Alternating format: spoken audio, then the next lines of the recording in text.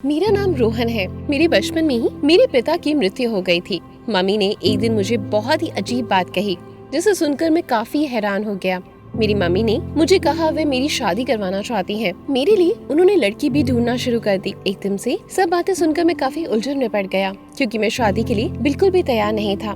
मैंने अपनी मम्मी को हिचकिचाते हुए मना कर दिया और कहा कि मुझे कुछ वक्त चाहिए। मम्मी पहले तो थोड़ा नाराज सी हो गई, मगर फिर मम्मी ने मेरी बात मान ली। मैं बहुत हैरान था कि मम्मी ने मुझे लड़की के बारे में बताया भी नहीं और सिर्फ यही कहा था कि जो भी लड़की है तुम्हें पसंद आएगी। मैं सारा दिन उसी के बारे में सोचता रहा और रात हो गई। रात को मैं अपने कमरे में लेटा हुआ था। मेरी छोटी बहन भागती हुई अंदर आई। उसकी सांसें काफी ज्यादा फूली थी। उसकी हालत देखकर मैं बहुत घबरा गया और उससे पूछा कि क्या हुआ किरण। उसने जो खबर मुझे सुनाई उसे सुनकर तो मेरी भी जान निकल गई। मेरी छोटी बहन ने बताया कि मम्मी की तबीयत एकदम से बहुत खराब हो गई है। मैं डर गया और भागकर उसके साथ मम्मी के कमरे में गया तो वहाँ मम्मी जमीन पर बेहोश पड़ी थी। मैं मम्मी मम्मी पुकारते पुकारते आवाज लगाता रहा, लेकिन मम्मी चुप रही। मेरी बड़ी बहन ने जल्दी से एम्बुलेंस को फोन किया और थोड़ी देर में ही एम्बुलेंस आ गई और मैं और मेरी बड़ी बहन मम्मी को लेकर अस्पताल चले गए। डॉक्टर ने मेरी मम्मी का चेकअप किया और बताया कि मेरी मम्मी को दिल का दौरा पड़ा है। सुबह मेरी मम्मी की तबीयत थोड़ी बहुत अच्छी हुई थी। डॉक्टर ने हमें कहा कि हम मम्मी को टेंशन नहीं देंगे, क्योंकि उन्हें फिर से दिल का दौरा पड़ सकता है। हम सब मम्मी की सेवा करने लगे। एक दिन मम्मी ने मेरे सिर पर हाथ रखा और कहने लगी, बेटा मेरी जिंदगी को ना जाने कितना समय बाकी है। मेरी हालत ठीक नहीं है, इसलिए मैं चाहती हूँ कि तुम मेरे मरने से पहले शादी कर लो। मैं तुम्हें शादीशुदा देखकर चैन से मरना चाहती हूँ। अब मना करने का सवाल ही पैदा नहीं होता। मैंने हाँ में सिर हिला दिया और मम्मी बोली कि बेटा तुम उस लड़की से शादी करोगे जिसके बारे में मैंने तुमसे कहा था। मैंने हाँ कर दी और फिर उस रात अस्पताल में हमसे मिलने एक लड़की आई थी, जिसने सूट सलवार पहना हुआ था और हॉस्पिटल में एक वकील को बुलाया हुआ था। हम दोनों की वकील के सामने कोर्ट मैरिज करवा दी। हम दोनों कोर्ट से शादी कर चुके थे। बाद में मम्मी ने मुझे कहा कि अपनी पत्नी को लेकर घर चले जाओ और तुम्हारी बहनें मेरे पास अस्पताल में रुक जाएंगी। मैं शादी से खुश तो नहीं था, लेकिन अपनी पत्नी का चेहरा देखने के लिए बहुत बेताब था। मेरी बहन मम्मी के पास रुक गई और हम घर आ गए। मेरी पत्नी घूंघट ओढ़े बैठी थी। जब मैं घर पहुंचा और मुस्कुराते हुए जब उसके पास आया तो उसका चेहरा देखकर मेरे पैरों तले जमीन खिसक गई, क्योंकि मेरे सामने जो मेरी पत्नी बैठी थी वह उम्र में मुझसे तकरीबन 5 साल बड़ी थी। मैं 25 साल का नौजवान था और वो 30 साल की थी, और ना ही वो इतनी खूबसूरत थी। उसका रंग थोड़ा सा सांवला था। ये सब देखकर मैं घबरा गया और फौरन अपने कमरे से बाहर चला गया। सारी रात मैं घर से बाहर रहा और यही सोचता रहा कि मेरी माँ ने मेरे साथ ऐसा क्यों किया, इतनी आम सी लड़की से मेरी शादी क्यों करी। 2 दिन बाद मेरी माँ अस्पताल से घर आ गई। मम्मी की तबीयत खराब थी और इसलिए मैं अपनी मम्मी से किसी तरह की कोई शिकवा शिकायत नहीं करना चाहता था और अपनी पत्नी के साथ वैसे ही रहने लगा जैसे आम मियाँ बीवी रहते हैं। मेरी पत्नी मुझे पसंद तो नहीं थी, मगर वो बहुत अच्छी थी। कुछ ही दिनों में उसने अपने व्यवहार से मेरा दिल जीत लिया। वह मेरे लिए वक्त पर खाना बनाती, जब मैं घर आता तो पानी पिलाती, मेरे कपड़े वक्त पर धोती और प्रेस करा देती। सारे घर के काम बकायदा जी लगाकर किया करती। मेरी माँ और मेरी बहनों का भी ख्याल रखती। मुझे अब धीरे धीरे मेरी पत्नी थोड़ी अच्छी लगने लगी थी। मुझे उस बात का बहुत गुस्सा था कि वह मुझसे 5 साल बड़ी है। मैंने कभी उससे अपनी पत्नी की निगाह से नहीं देखा, मगर वो जिस तरह मेरा ख्याल रखती मुझे अच्छी लगती थी। मैं शुरू में तो उससे बहुत गुस्से से बात करता था और हर वक्त डांटा करता था, मगर फिर मेरे शब्दों में धीरे धीरे अच्छाई आने लगी और यूं ही हमारी शादी को 2 महीने गुजर गए। एक दिन जब मैं सोया हुआ था तो मुझे रोने की आवाज आई तो मैं हैरान रह गया कि आवाज बाथरूम से आ रही थी। मैं परेशान था कि रात के वक्त बाथरूम में कौन रो रहा है। मेरे दरवाजे पर आवाज आई तो थोड़ी देर बाद मेरी पत्नी बाथरूम से बाहर आई। मैंने उससे पूछा कि तुम अंदर क्यों रो रही थी, तो कहने लगी, नहीं मैं नहीं रो रही थी, आपको कोई गलतफहमी हुई है। लेकिन मुझे यकीन था वे सच में रो रही थी। ऐसे ही कई दिन बीत गए। मैं अपनी पत्नी को अक्सर रोता हुआ देखा करता और उससे रोने की वजह भी पूछता, पर वो मुझे कुछ भी नहीं बताती और झूठ बोल देती कि मैं नहीं रो रही थी। ये चीज मुझे बहुत परेशान कर रही थी कि मेरी पत्नी आखिरकार क्यों रोती है। मैं उसकी वजह जानना चाहता था। एक दिन मैं काम से घर वापस जल्दी आ गया तो मैंने देखा मेरी बहन मेरी पत्नी को बहुत डांट रही है, और सिर्फ डांट ही नहीं रही बल्कि उसको थप्पड़ भी मारा। ये सारा तमाशा मैंने अपनी आंखों से देखा। दीदी तो मेरी पत्नी को कह रही थी कि तुम मनहूस हो, तुम जैसी बदसूरत औरत की वजह से हमारा घर बर्बाद हो गया। हमारे भाई को और भी खूबसूरत लड़की मिल सकती थी। मैं फौरन दीदी से बोल पड़ा, दीदी आप ये सब क्या कह रही हो, और इस शादी में उसकी क्या गलती है। फिर मैं हाथ पकड़कर अपनी पत्नी को कमरे में ले आया। अब ऐसा अक्सर होने लगा कि मेरी बहन मेरी पत्नी को डांटा करती। फिर मुझे पता चल गया मेरी पत्नी क्यों रोती है। मुझे अपनी पत्नी से थोड़ा सा प्यार होने लगा। मैं अक्सर अपनी बहनों से अपनी पत्नी के लिए लड़ लेता। वक्त ऐसे ही गुजरता जा रहा था। मैं अपनी बहनों से पत्नी के लिए लड़ता रहता और वे मेरी पत्नी के खिलाफ बातें करके मेरा दिमाग खराब करते थी। मेरी बहनें मेरी पत्नी की ऐसी बुराइयां करती कि मुझे अपनी पत्नी पर गुस्सा आने लगता। मुझे नहीं पता था कि मेरी बहनें सच कह रही हैं या झूठ, लेकिन मुझे उन पर यकीन था।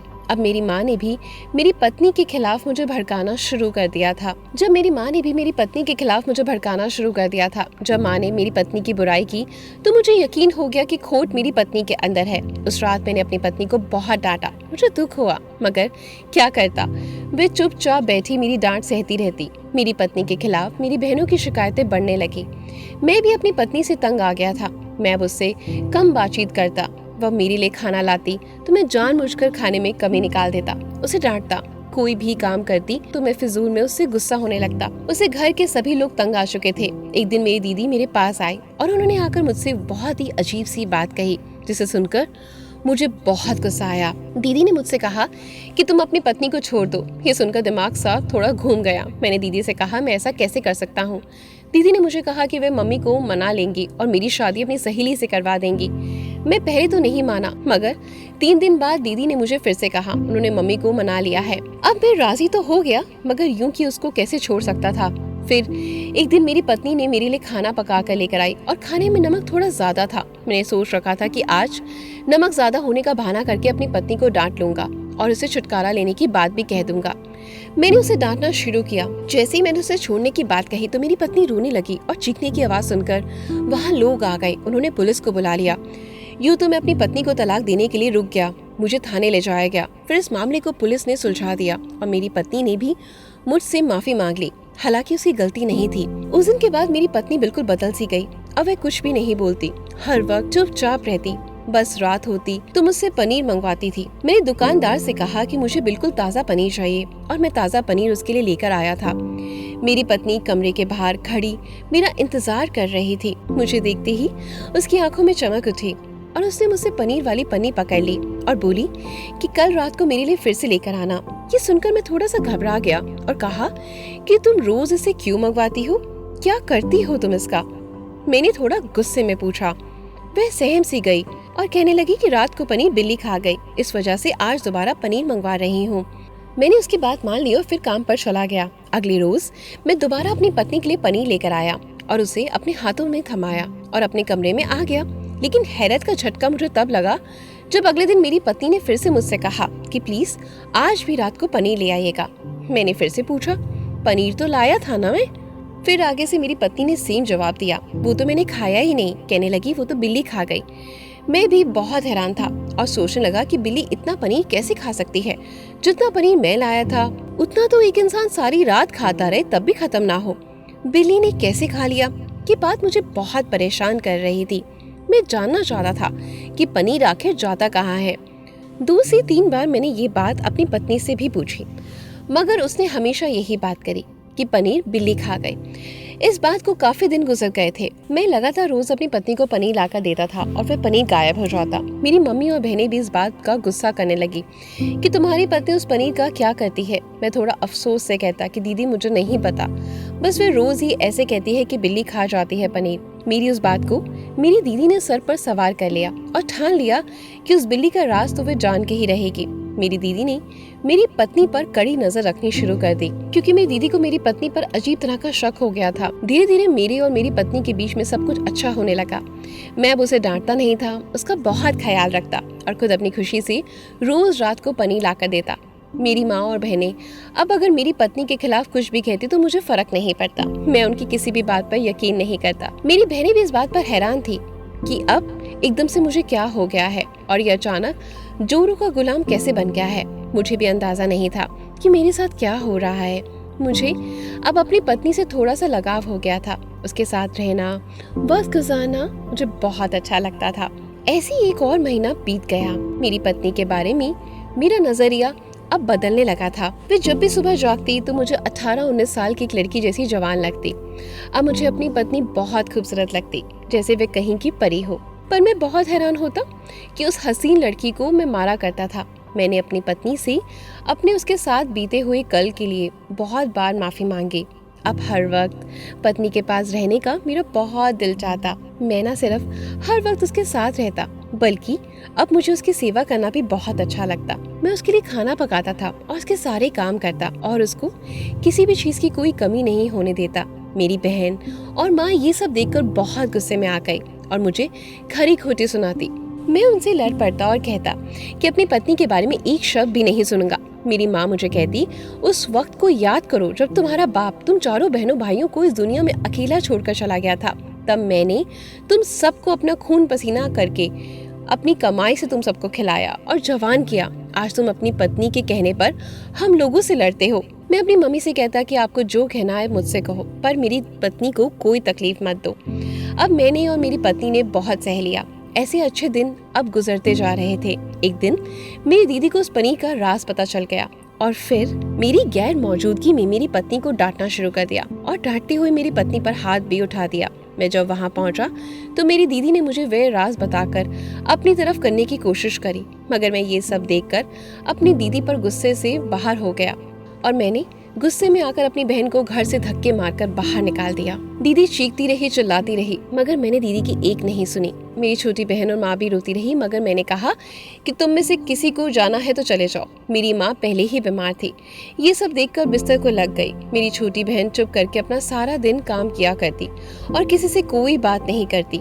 माँ तो अब अधमरी हो गई थी, चारपाई पकड़ ली थी और मैं अपनी पत्नी की सेवा में बिजी रहता। सारा दिन उसका ख्याल रखता और रात को उसके लिए पनीर लेकर आता। मैं थोड़ा हैरान होता कि रोज रात को बिल्ली पनीर कैसे खा सकती है, मगर फिर ना जाने ये बात खुद ब खुद मेरे दिमाग से निकल जाती और मुझे याद रहती, दिन हो या रात मुझे कोई फर्क नहीं पड़ता।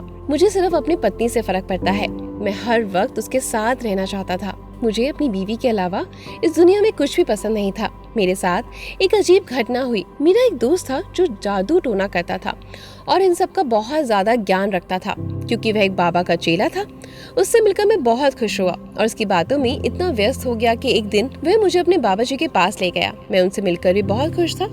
मुझे महसूस हुआ कि अब मेरे दिल में अपनी बीवी से मिलने का थोड़ा जज्बा कम हो गया है।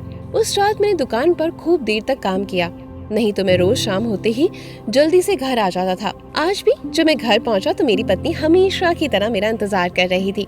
मैंने पनीर का थैला उसे पकड़ाया और आराम करने अपने कमरे में चला गया। आज मुझे नींद नहीं आ रही थी, बल्कि उस रात का एहसास हो रहा था कि अपनी माँ और बहनों के साथ मैंने कैसा सलूक किया। यही सब सोचते हुए मेरी आंखें बंद किए हुए मैं लेटा रहा। फिर एक अजीब घटना हुई।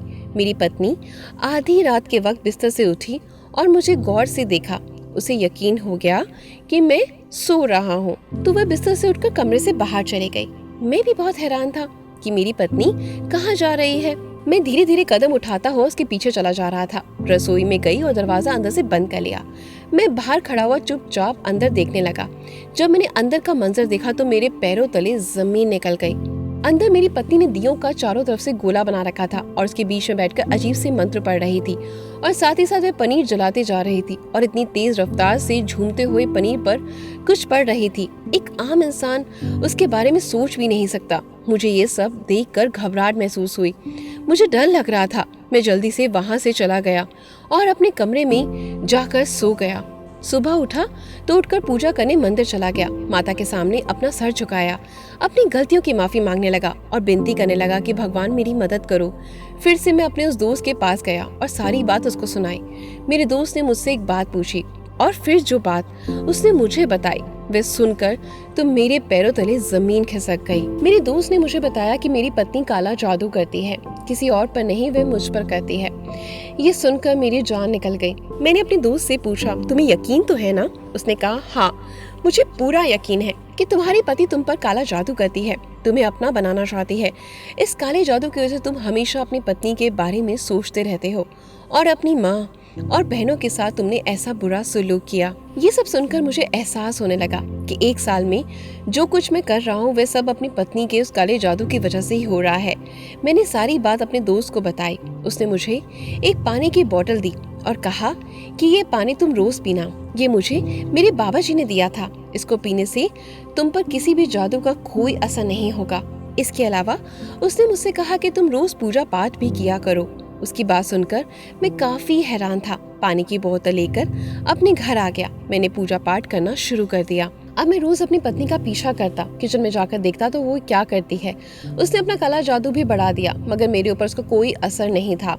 एक दिन मैं अपनी माँ के कमरे में गया, जो बेहद बीमार थी, और माँ से बात करने की कोशिश करी। मेरी छोटी बहन ने मुझे मेरी माँ से बात करने से रोक दिया। मैंने मिन्नतें करता रहा तो मेरी माँ ने हाथ का इशारा किया और कहा कि बात करने दो। मैंने अपनी माँ को सारी बात बताई। कहा कि मम्मी मुझे माफ़ कर दो। मेरी माँ ने कहा कि बेटा, अगर मैं तुम्हारी माँ ना होती तो मैं तुम्हें कभी माफ़ ना करती, लेकिन मैं तुमसे नाराज़ नहीं हूँ।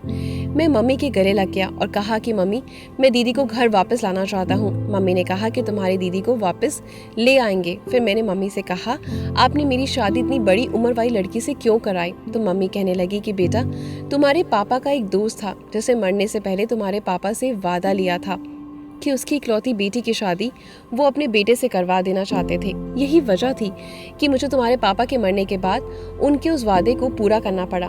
उस लड़की से तुम्हारी शादी करवा दी। मैं अपनी मम्मी के फिर से गले लग गया और कहने लगा, मैंने यूं ही गुस्से में आपको गलत समझा माँ, मुझे माफ़ कर दीजिए। मम्मी ने मुझे प्यार से थपकी दी और कहा कि कल हम तुम्हारी बहन को लेने जाएंगे। उस रात फिर मेरी पत्नी रात को किचन में गई और रोज की तरह उसके मैं पीछे गया। मैंने उसे छुपकर देखा, मगर उसकी नज़र मुझ पर पड़ गई। वो मुझे देखकर जोर जोर से चीखने लगी और फिर मेरे कदमों में आकर गिर गई। उसका राज खुल गया। वह कहने लगी कि मैंने तुम्हें हासिल करने के लिए अपना सब कुछ बर्बाद कर दिया। वह मुझे बस देखे जा रही थी। मैं इन सब से डरता था। मैंने जल्दी से बाबा जी का पानी दिया हुआ उस पर फेंका और बेहोश होकर वो गिर गई। सुबह मेरी पत्नी को होश आया तो वो रोने लगी और फिर मैंने उससे पूछा कि उसने ये सब क्यों किया। वो कहने लगी कि मैंने हमेशा जिंदगी अकेले गुजारी है। मेरे बाप मुझे छोटे होते ही छोड़कर चला गया था। मम्मी मर गई और मैं अपने पति को भी पसंद नहीं आई। मेरी नंदे सास मुझ पर जुल्म करती थी। उनके कारण भी उनका करना भी बनता था। कौन बर्दाश्त करता कि लड़के से बड़ी लड़की हो। सास और पति के जुल्मों सितम से सताई गई और बहुत परेशान रहती थी। मेरी एक सहेली ने मुझे ये बताया कि बाबा जी के पास चलते हैं, वे तुम्हारे मसले का हल बताएंगे। बाबा ने कहा, तुम अपने पति को अपने काबू में कर सकोगी। और फिर मैंने यही अमल करना शुरू कर दिया। मेरा पति मेरा होने लगा और काफ़ी देर तक ये सब चलता रहा। फिर मेरे हाथ से सब निकलने लगा। मेरी बीवी बहुत ज़ोर से रोने लगी, सबसे माफ़ी मांगने लगी। मैंने अपनी बीवी के आंसू पोंछे और कहा, उसमें तुम्हारी कोई गलती नहीं, बल्कि गलती तो सिर्फ मेरी है। मैंने अपनी पत्नी को माफ़ कर दिया। मेरी मम्मी और बहनों ने भी मेरी पत्नी को माफ़ कर दिया। मैं कुछ दिन के बाद अपनी दीदी से माफ़ी मांग कर उन्हें घर ले आया। अब मैं अपनी पत्नी से नफरत नहीं करता, बल्कि उसे दिल से कबूल कर चुका हूँ। काश ये सब पहले मैं समझ लेता तो मेरी पत्नी को ये कदम नहीं उठाना पड़ता। दोस्तों, इस कहानी के बारे में आपका क्या कहना है? कमेंट करके हमें ज़रूर बताएं। और ऐसी ही सुंदर कहानियाँ सुनने के लिए, प्रेरणादायक कहानी सुनने के लिए हमारे चैनल को सब्सक्राइब करें। आपसे मुलाकात दोबारा होगी कल सेम समय पर। मेरा इंतज़ार करिएगा।